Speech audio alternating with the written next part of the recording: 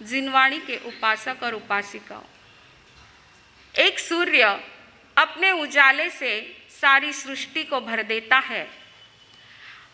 अपनी सहस्र किरणों से लाखों पुष्पों में रंग और सुगंध भर देता है। भगवान महावीर अध्यात्म जगत के वो महासूर्य है जिन्होंने इस जगत के अज्ञान अंधकार को दूर किया।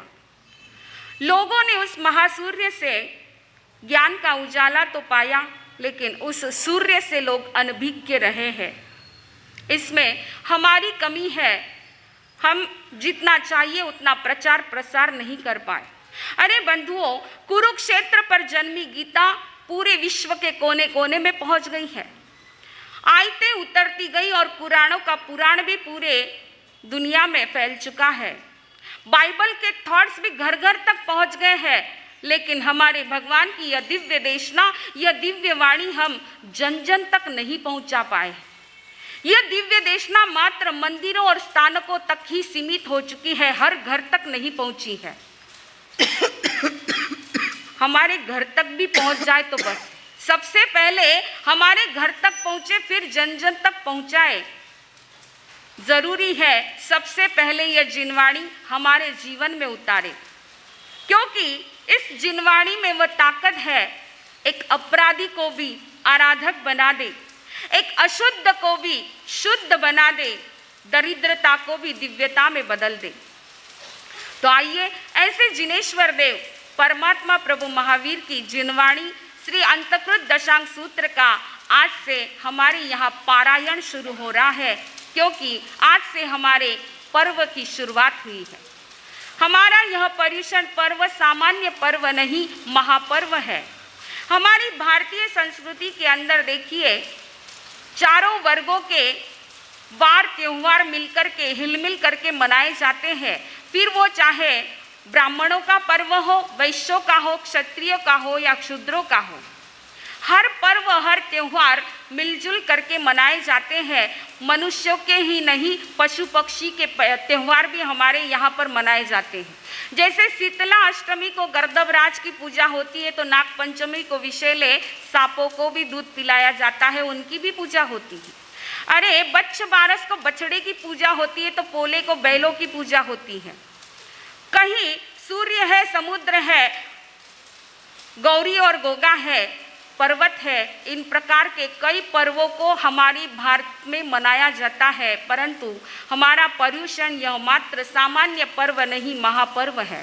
पर्युषण की व्याख्या करते हुए महापुरुषों ने बताया है, परि और उषण शब्द है।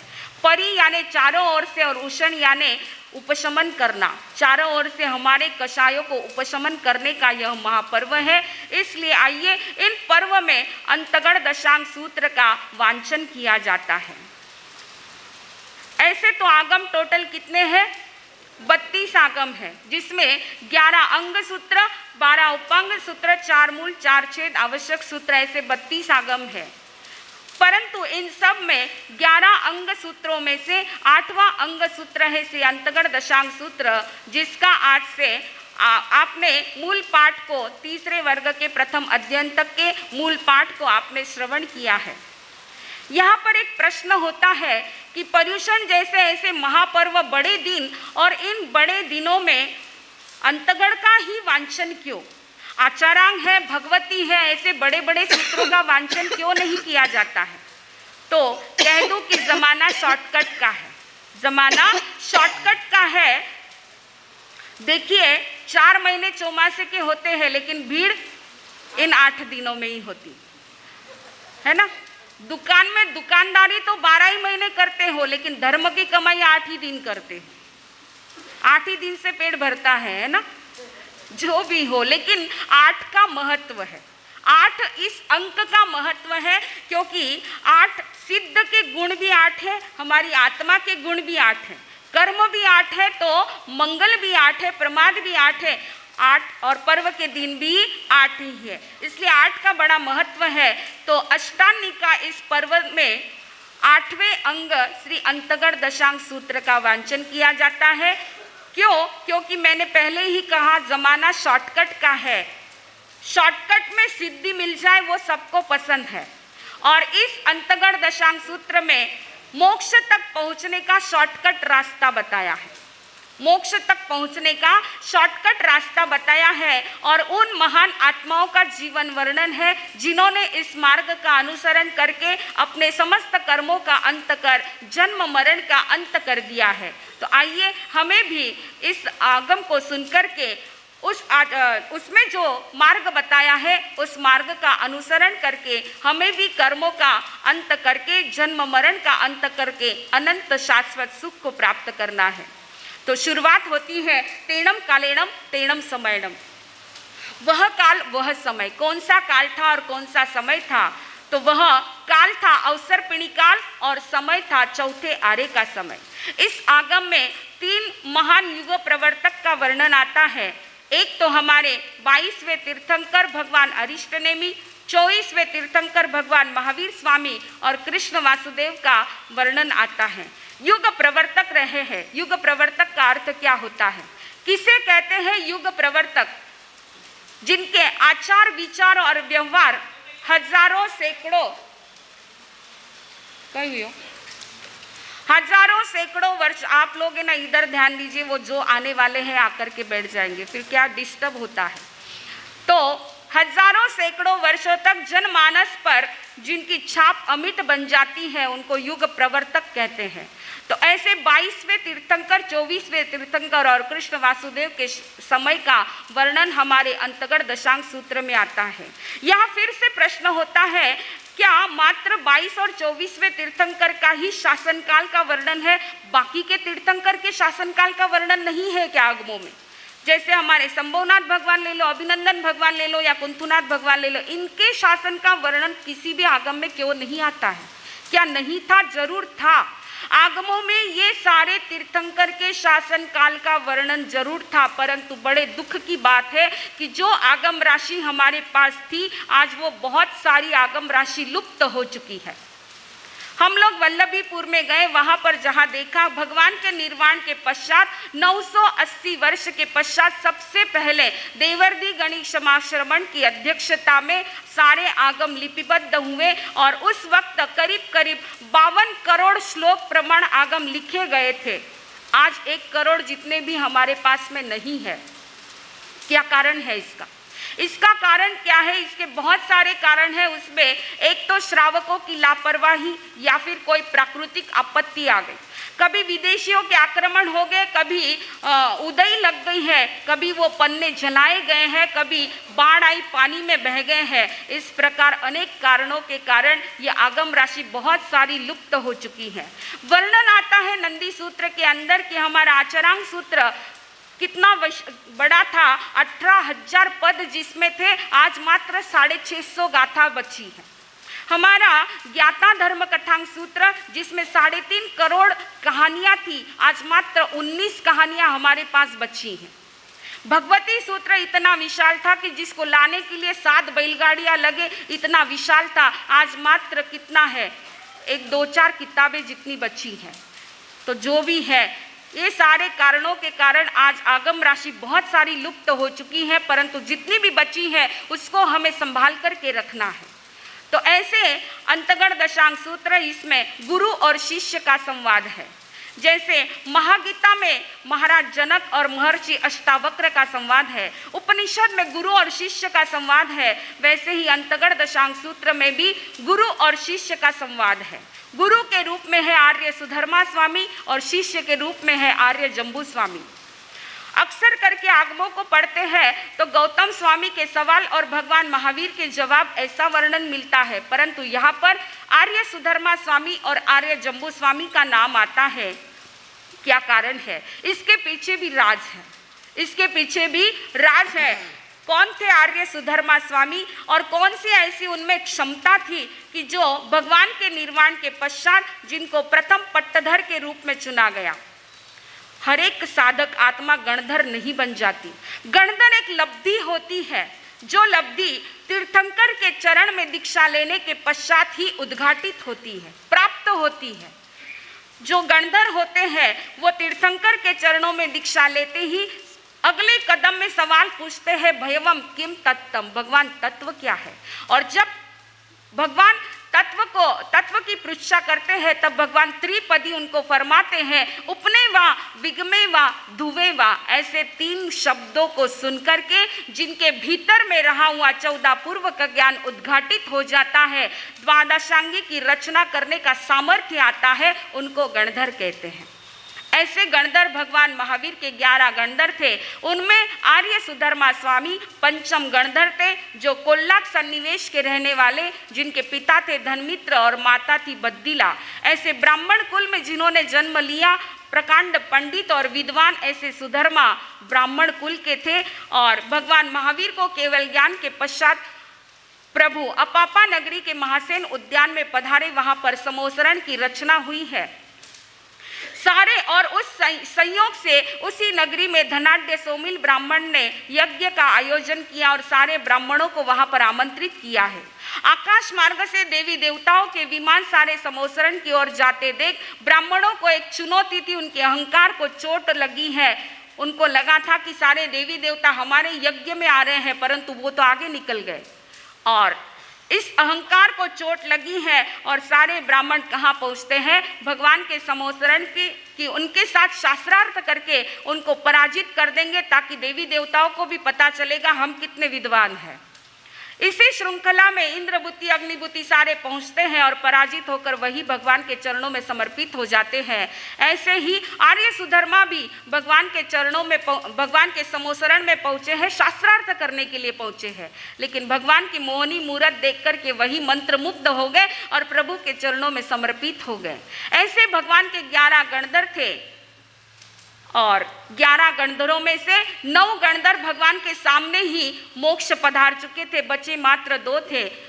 गणधर गौतम स्वामी और गणधर सुधर्मा स्वामी बचे थे। और आप जानते हैं भगवान के निर्वाण के पश्चात उसी दिन सुबह दूसरे दिन जो है गौतम स्वामी को केवल ज्ञान हो गया और केवली अनुशासन करते नहीं है, इसलिए पाठ पर कौन विराजे हैं? आर्य सुधर्मा स्वामी, जो छद्मस्त अवस्था में थे, इसलिए प्रथम पट्टधर के रूप में आए हैं सुधर्मा स्वामी। आज हमारे पास जो भी आगम उपलब्ध है ये सारी सुधर्मा स्वामी की देशना है, उन्हीं की वाचना है, उन्हीं का ये अनंत उपकार है।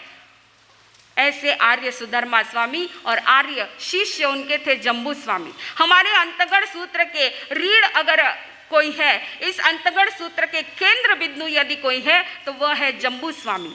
जम्बू स्वामी की जिज्ञासा रही, इसलिए अंतगढ़ सूत्र का निर्माण हुआ। अगर वो जिज्ञासा नहीं करते तो इसका निर्माण भी नहीं होता।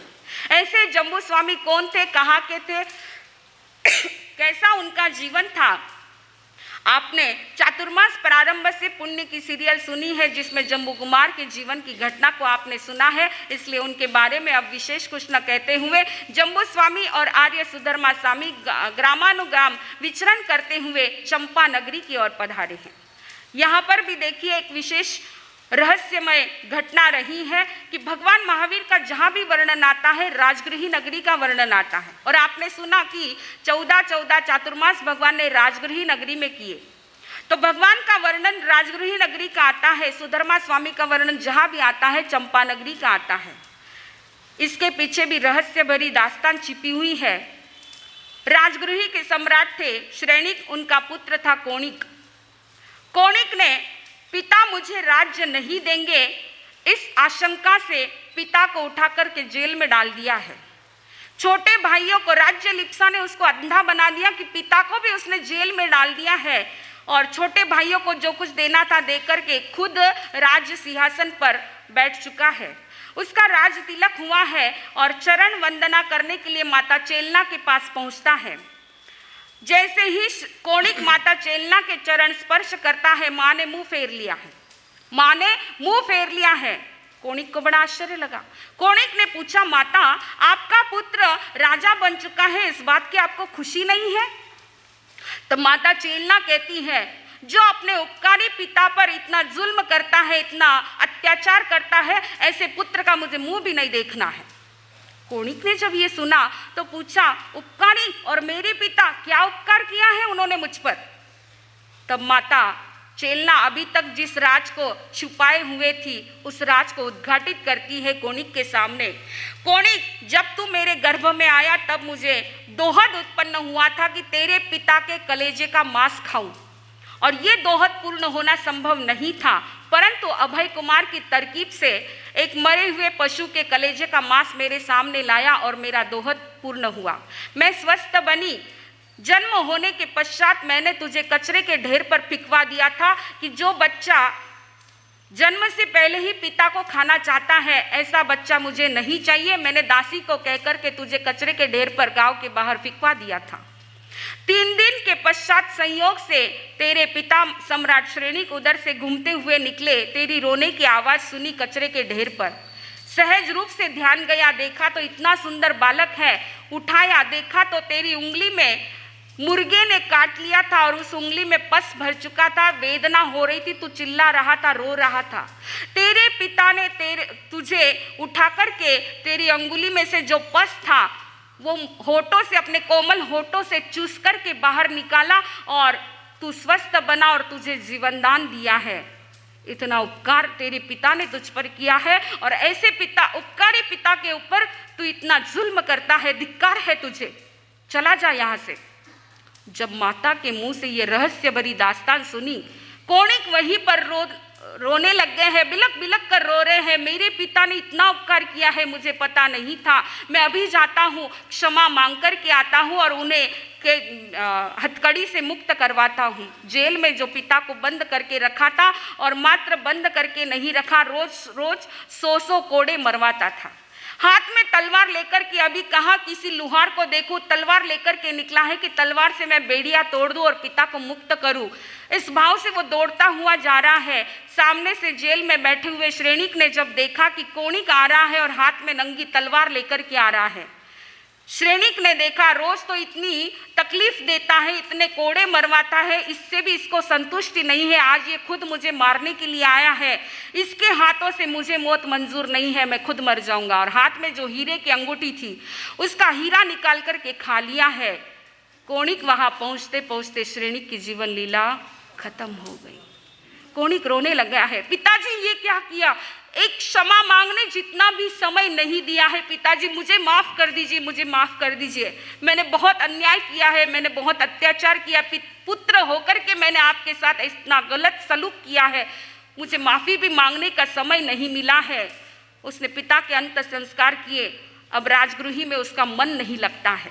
चारों तरफ दीवारों से आवाज आती है, तू हत्यारा है, तू पितृद्रोही है, तूने पिता को खत्म किया है। इस प्रकार उसका मन नहीं लगता है। वह मन बहलाने के लिए राजगृही से बाहर निकला, वन भ्रमण करने के लिए निकला है और एक चंपक वृक्ष के नीचे बैठा है। वहां उसे अध्यवसाय हुआ, एक भाव हुए कि अब मैं राजगृही में रह नहीं सकता हूं, मैं एक नई नगरी का निर्माण कराऊंगा। मंत्री से बातचीत की है और वहीं पर शुभ मुहूर्त देख करके उसी चंपक वृक्ष के नीचे बैठे हुए जमीन खोदी है, गड्ढा खोदा है, तो उस गड्ढे में से हीरे निकले हैं। यह शुभ जानकर के उन्होंने वहां पर नगरी का निर्माण किया है और उस नगरी का नाम चंपा नगरी दिया है।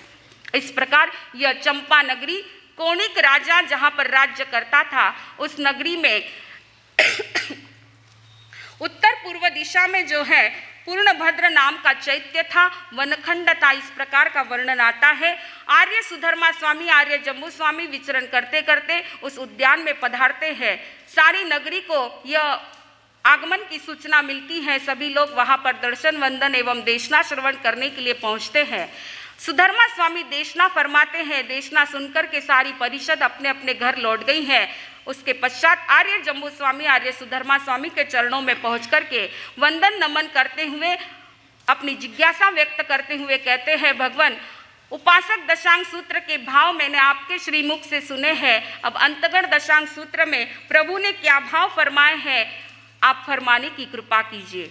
तब आर्य सुधर्मा स्वामी आर्य जम्बू स्वामी से कहते हैं, आयुष्मान जम्बू, अंतगण सूत्र के भगवान ने 8 वर्ग बताए हैं। उसमें प्रथम वर्ग में 10 अध्ययन बताए हैं। गौतम, समुद्र, सागर, गंभीर, स्तिमित, अचल, कंपिल, अक्षोभ, प्रसेनजीत और विष्णु कुमार, इस प्रकार 10 अध्ययन का वर्णन है। तब आगे जम्बू स्वामी पूछते हैं, भगवान प्रथम अध्ययन के क्या भाव प्रभु ने फरमाए हैं, आप फरमाने की कृपा कीजिए। तब आर्य सुधर्मा स्वामी कहते हैं, हे आयुष्मान जम्बू, उस काल तेनम कालेनम तेनम समयनम 12वें नामम नैरी होता। उस काल उस समय में द्वारिका नाम की नगरी थी जो 12 योजन लंबी, 9 योजन चौड़ी, पूरी सोने की बनी हुई थी। द्वारिका नगरी पूर्ण सोने की बनी हुई थी। साक्षात अलकापुरी, इंद्र की अलकापुरी के समान अत्यंत सुंदर यह नगरी थी। इस नगरी के बाहर जो है रेवतक नाम का पर्वत था और नंदनवन उद्यान था जो अनेक वनखंडों से घिरा हुआ था। बंधुओं, आगम के अंदर मात्र कहानियां या तत्वों की बातें नहीं आती हैं, परंतु उस समय के राजकीय, भौगोलिक, सामाजिक, धार्मिक आदि सारी परिस्थितियों का बहुत ही सजीव चित्रण आगमों के अंदर आता है। वह द्वारिका नगरी भी कैसी बनी, उसके पीछे भी इतिहास की बहुत रहस्य भरी घटना है, परंतु इतना समय नहीं कि मैं वो घटना आपके सामने रखूं। मात्र इतनी बात ध्यान में रखना कि उस द्वारिका नगरी में बहुत सारे द्वार थे, इसलिए उसको द्वारिका नगरी कहा जाता है। तो ऐसी द्वारिका नगरी में वनखंड था। वनखंड यानी क्या, जहाँ पर अनेक प्रकार के वृक्ष होते हैं उसको वनखंड बोलते हैं, और वन जहाँ पर एक ही प्रकार के वृक्ष होते हैं उसको वन कहते हैं। ऐसे वनखंड, वन और वनखंडों का वर्णन आगमों के अंदर आता है। आज तो वन और वनखंड मात्र आगमों में और किताबों में रह गए, बाहर दिखने को नहीं मिलते। आज मात्र सीमेंट कंक्रीट के जंगल देखने को मिलते हैं, बाकी वृक्षों के जंगल प्रायः लुप्त जैसे हो गए हैं। वह समय था कि वृक्ष हमारे पर्यावरण को संतुलित रखने के लिए सबसे बड़ा हिस्सा यदि किसी का है तो वृक्षों का है।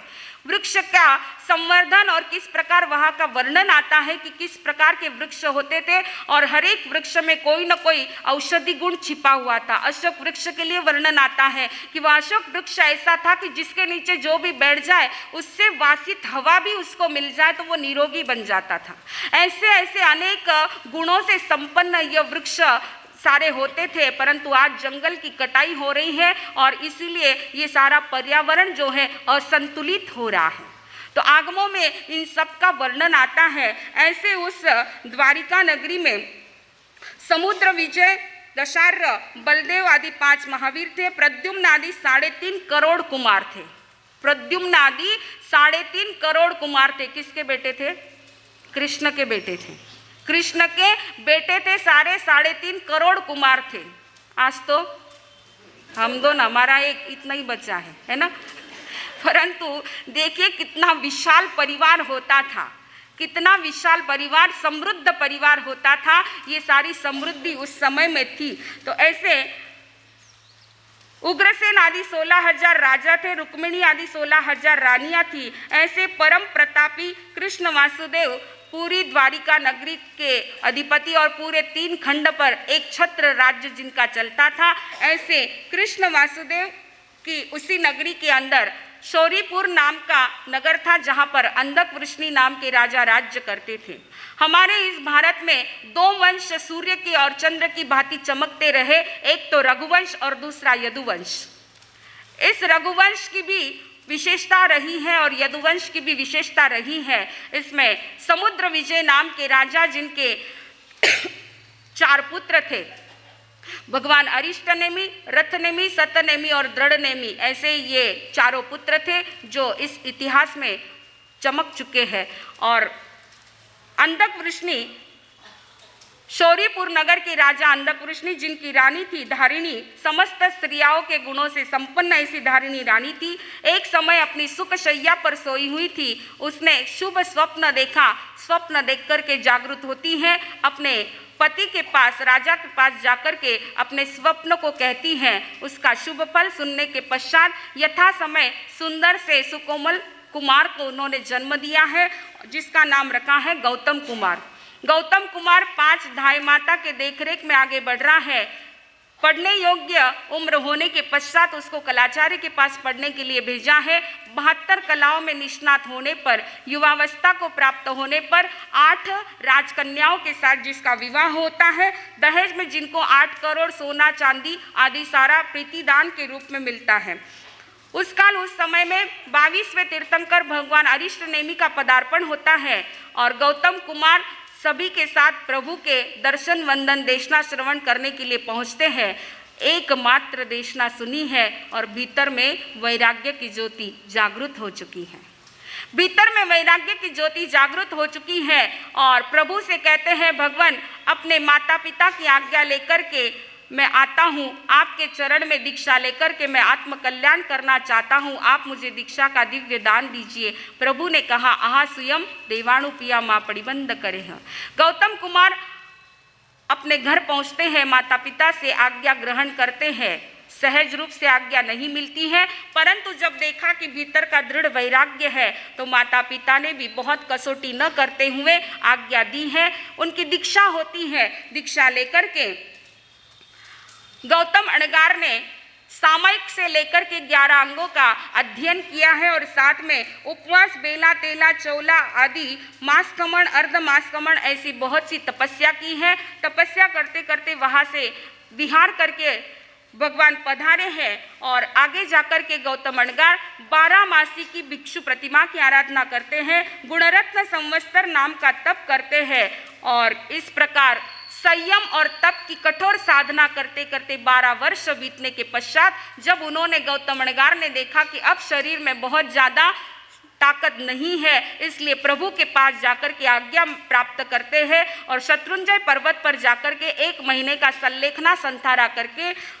समस्त कर्मों को नष्ट करके सिद्ध बुद्ध और मुक्त होते हैं। इस प्रकार इस प्रथम अध्ययन के ये 10 प्रथम वर्ग के 10 अध्ययन फरमाए हैं। दूसरे नंबर पे है समुद्र कुमार, सागर कुमार, गंभीर कुमार, स्तिमित कुमार, अचल कुमार, कंपिल कुमार, अक्षोक कुमार, प्रसेनजीत और विष्णु कुमार। बाकी सबका वर्णन गौतम अणगार के समान ही है। इसी प्रकार वो दीक्षा लेते हैं। दीक्षा लेकर के 12 वर्ष तक संयम की परिपालना करके सिद्ध बुद्ध और मुक्त होते हैं। तो ये पहले वर्ग का अध्ययन हमने सुना है। अब आगे के वर्ग के क्या भाव है अवसर आने पर हम देखेंगे। बोलिए भगवान महावीर स्वामी।